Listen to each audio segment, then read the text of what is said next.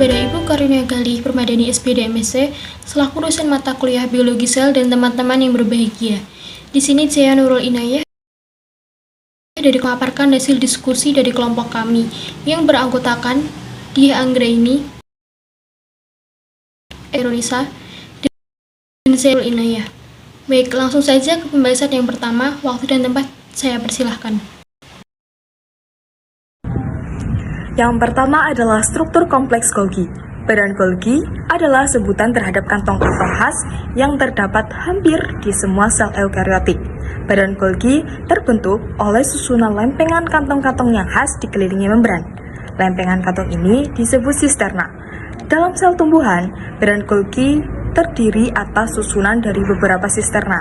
Pada penghujung kantong, terdapat kantong-kantong bulat kecil atau vesikula yang menempel dan yang seolah-olah terjentik dari ujung kantong yang berukuran lebih besar.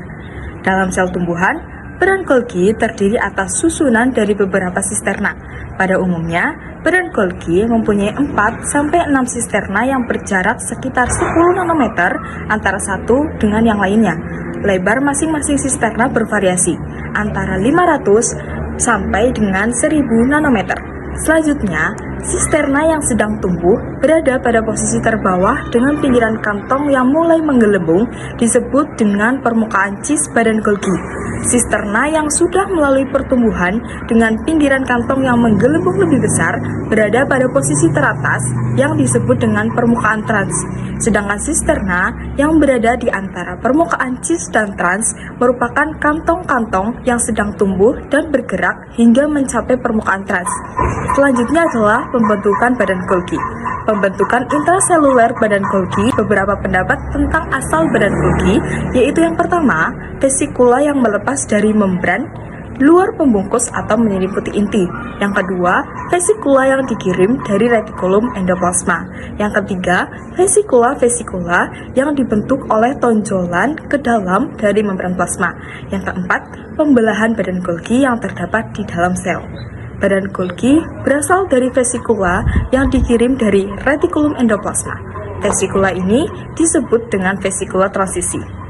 Vesikula transisi yang dikirim dari retikulum endoplasma bermigrasi dan lalu melebur dengan membran sisterna yang sedemikian rupa untuk membentuk badan Golgi dan mewujudkan pertumbuhan organel.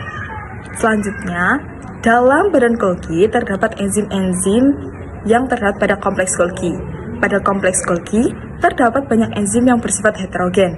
Enzim-enzim pada badan Golgi dapat digolongkan pada glikosil transferasa yang berfungsi untuk biosintesis glikoprotein, sulfo dan gliosil transferasa yang berfungsi untuk biosintesis glikolipida, oksidoreduktase, fosfatasa, kenasa, memamnosidase, transferase yang berfungsi untuk sintesis fosfolipida, fosfolifase, sialitransferase, UDP galaktosa yaitu N-asetiglukosamin, galaktosil transferase, glikoprotein yaitu galaktositransferase, dan seterusnya.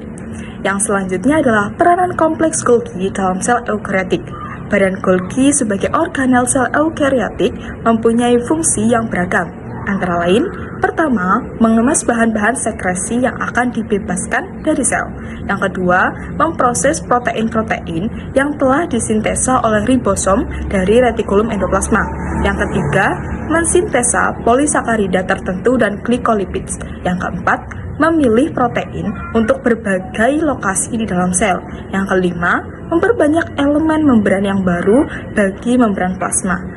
Dan yang terakhir, yang keenam, adalah memproses kembali komponen-komponen membran plasma yang telah memasuki sitosol selama endositosis. Peranan kompleks Golgi. Badan berperan dalam banyak proses seluler yang berbeda, tetapi yang utama adalah dalam hal sekresi. Badan Golgi menerima produk sel tertentu dari RE dan membawa produk ini ke dalam vesikula sekretory yang akan meneruskan lintasannya menuju ke bagian luar membran plasma sel dan berdifusi.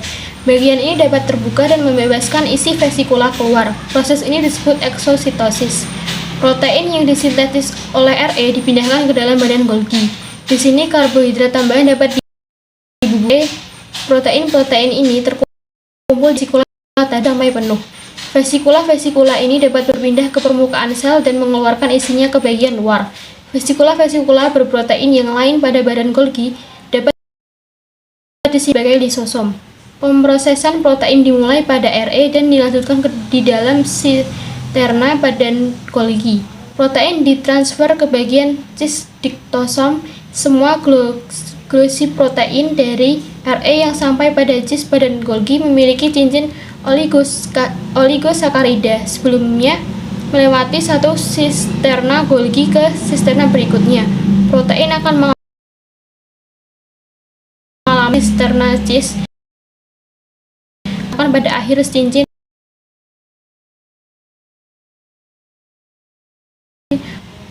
sekresi protein dan protein untuk membran plasma yang akan menjalani pengolahan ekstensif. Di samping peranannya di dalam sekresi, badan Golgi berperan dalam mempersiapkan elemen-elemen membran untuk organel, seperti lisosom dan membran plasma. Protein yang ditunjukkan sebagai komponen membran lisosom atau membran plasma ditambahkan pada membran RE. Pada sintesis, protein kemungkinan bergerak dari RE ke bagian cis, dan dari bagian cis melalui sisterna medial ke bagian trans sebagai komponen membran. Membran dari pembuluh ini keluar dari permukaan trans yang mengandung protein. Ini mengandung protein sekresi membran plasma dan mengosongkan isinya dari luar sel. Fungsi badan Golgi lainnya yaitu untuk memilih protein. Selain itu, badan Golgi berperan untuk menyiapkan elemen baru yang terlibat dalam pemrosesan kembali membran masuk ke sitosis. Struktur lisosom. Lisosom merupakan organel sel yang banyak berisi enzim pencerna yang berasal dari mekanisme kerja oleh RE dan aparatus Golgi, di mana keberadaan enzim pencerna dalam membran tersebut menjadikan komposisi lisosom berbeda dengan kondisi lingkungan sekitar. Kebanyakan berada dalam sel hewan yang bertanggung jawab untuk menguraikan komponen yang sudah tidak dibutuhkan sel, kemudian dicerna sebagai molekul yang lebih sederhana. Lisosom melakukan apabila sudah tergabung dengan siap dicerna dan berubah dari lisosom primer menjadi lisosom sekunder. Bahan yang dicerna dapat berasal dari luar sel maupun dari dalam sel itu sendiri, melalui mekanisme autolisosom. Lisosom berisi sejumlah enzim untuk mendegradasi polimer menjadi monomer sebagai subunitnya. Sebagai contoh, enzim 45 nukleas akan menguraikan menjadi mononukleotida. Gradasi protein dan peptida menjadi asam amino. Fosfat yang akan memindahkan kompleks fosfat dari mononukleotida, fosfolipid, dan komponen yang lainnya. Juga enzim-enzim yang akan menguraikan kompleks polisakarida dan glikolipid menjadi unit yang lebih kecil. Keseluruhan enzim dalam lisosom bekerja efisien pada kondisi asam, sehingga seringkali disebut sebagai asam hidrolase. Enzim hidrolitik dan membran kemudian ditransfer ke dilanjut. Enzim hidrolitik dalam lisosom dipergunakan untuk mendaur ulang materi organik selnya sendiri, autofagi, menjadi monomer organik yang akan dikembalikan ke sitosol untuk digunakan lagi. Dengan adanya lisosom, maka sel secara terus-menerus akan memperbarui dirinya sendiri. Sel hati manusia misalnya akan mendaur ulang setengah makromolekulnya setiap minggu.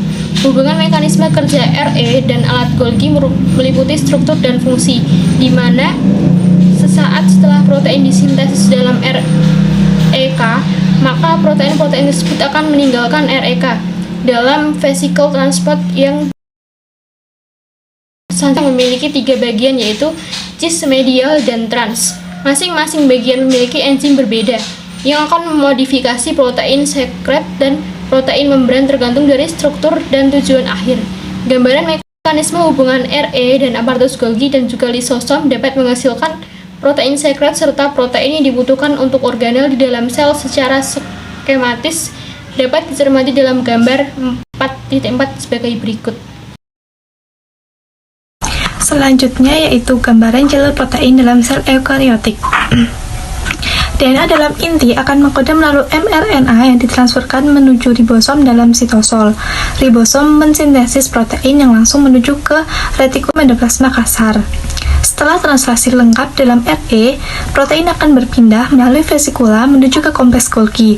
Dilakukan sortir untuk jenis protein yang akan dibawa menuju ke membran plasma atau lisosom. Sintase protein endoplasma kasar. Setelah translasi lengkap dalam RE, protein akan berpindah melalui vesikula menuju ke kompleks Golgi. Dilakukan sortir untuk jenis protein yang akan dibawa menuju ke membran plasma atau lisosom. Sintase protein dilakukan oleh ribosom bebas. Protein tanpa sekuen target terdapat dalam sitosol dan akan berada di dalamnya. Protein dengan organel spesifik sebagai sekuen target pertama akan dilepaskan dalam sitosol.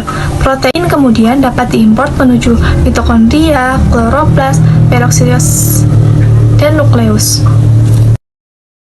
Selanjutnya, enzim-enzim yang dihasilkan oleh lisosom. Lisosom memiliki banyak enzim di dalamnya, lebih dari 60 enzim berikatan dengan organel.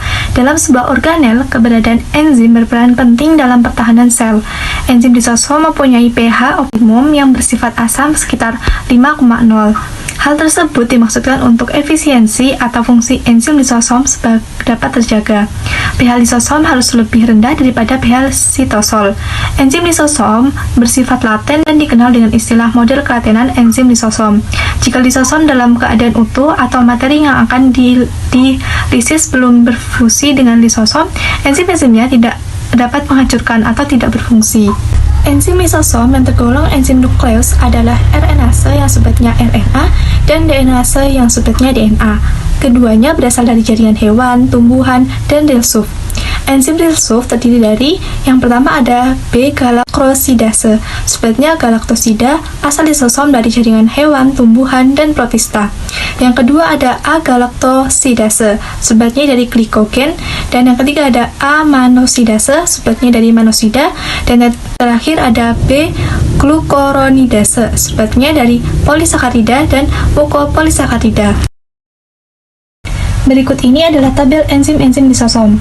Yang pertama ada asam anhidrida. Jumlah enzimnya ada 3. Contohnya ada nukleosid, trifosfat, dan adenyl sulfat. Yang kedua ada amida. Jumlah enzimnya ada 2. Contohnya ada ceramida, aspartil glukosamin. Yang ketiga ada karboksilik ester dengan jumlah enzim ada 5. Contohnya ada arilesterase, fosfolipase, kolesterol esterase. Yang keempat ada glikosid dengan jumlah enzim ada 24. Contohnya ada lisozim, aglukosidase, gangliosidase, glukoserebrosidase, iduronidase, dan manosidase. Selanjutnya yang kelima ada nitrogen sulfur, jumlah enzimnya hanya 1 dengan contoh heparin sulfardinase.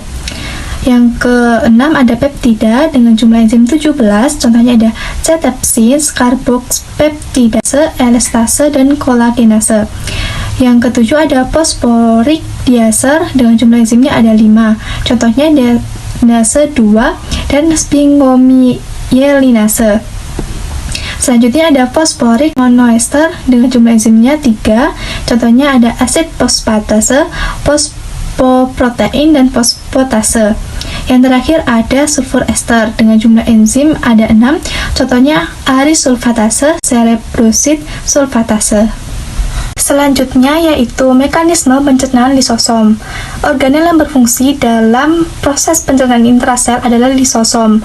Pencernaan intrasel selalu terjadi di dalam lisosom. Hal tersebut dikarenakan enzim hidrolitik tidak pernah meninggalkan lisosom, sehingga proses pencernaan berjalan optimal. Apabila lisosom pecah, maka enzim hidrolitik keluar dan akan mencerna sel itu sendiri. Secara umum, lisosom berfungsi dalam proses endositosis, autofagi, dan fagotosis. Fungsi lisosom yang pertama yaitu endositosis. Endositosis merupakan proses masuknya makromolekul dari luar sel menuju ke dalam sel. Materi yang masuk nantinya akan dibawa vesikel kecil dan tidak beraturan yang disebut dengan endosom awal. Materi-materi yang sudah dibawa akan diidentifikasikan mana yang masih digunakan dan yang sudah tidak digunakan di endosom lanjut. Dalam endosom lanjut, materi akan bertemu enzim hidrolitik. pH dalam endosom lanjut menurun menjadi 5 yang tadinya di endosom awal adalah 6. Kemudian akan terjadi pematangan dan terbentuk lisosom. Selanjutnya, proses autofagi. Proses autofagi dapat dikatakan sebagai proses pembuangan organel sel yang sudah tidak dapat digunakan, tidak berfungsi, ataupun rusak. Organel rusak tersebut akan diselubungi oleh retikulum endoplasma kasar dan membentuk autofagosom. Selanjutnya, autofagosom akan berfungsi dengan enzim hidrolitik dari trans-Golgi dan berkembang menjadi lisosom.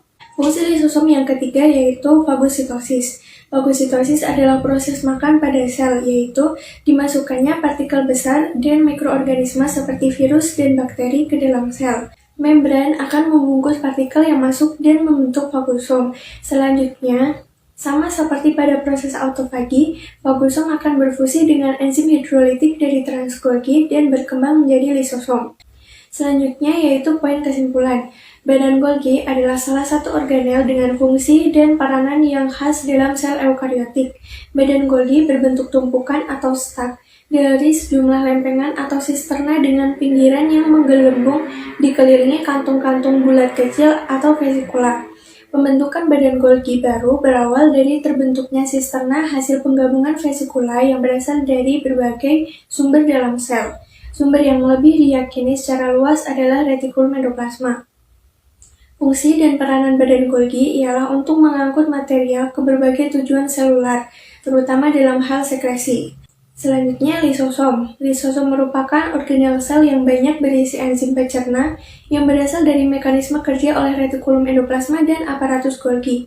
Dengan fungsi utama lisosom adalah melakukan degradasi terhadap molekul besar atau mendaur ulang organel sel yang sudah tidak berfungsi atau rusak menjadi molekul-molekul yang lebih sederhana.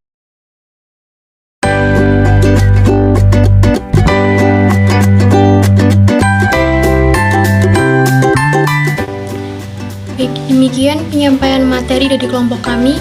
Jika masih ada kesalahan dalam penyampaian materi, saya mohon maaf sebesar-besarnya. Sekian, wassalamualaikum warahmatullahi wabarakatuh.